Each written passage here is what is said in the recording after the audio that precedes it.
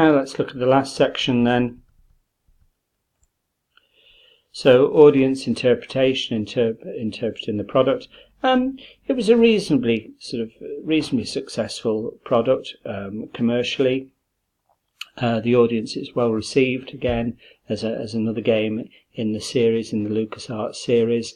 People liked the fact that it was better graphically, and some people like the quirky nature and the historical time travel as well within the game. Cartoon effects as well. People kind of quite like the cartoon look and the improved sort of perspective of 2.5 3D, and the extra narration as well, and the extra detail, the extra narration added because it was available now on CD-ROM. So it's well received.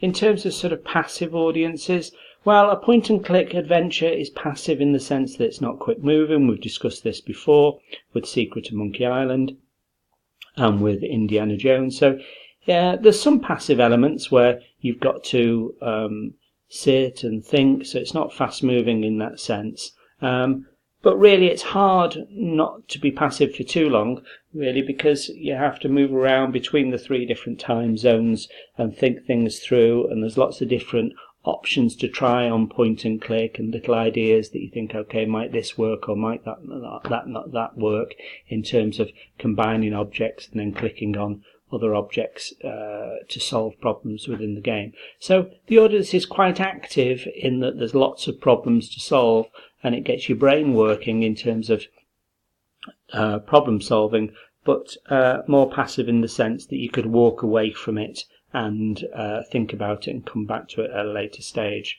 Preferred readings, so you'd understand the way that the game worked if you played some of the earlier games. So preferred readings or things to do in and around the game would be to play something like the Monkey Island series or the Indiana Jones series, and then maybe these would build you up to something like Day of the Tentacle, if indeed point and click were a game genre that you're interested in.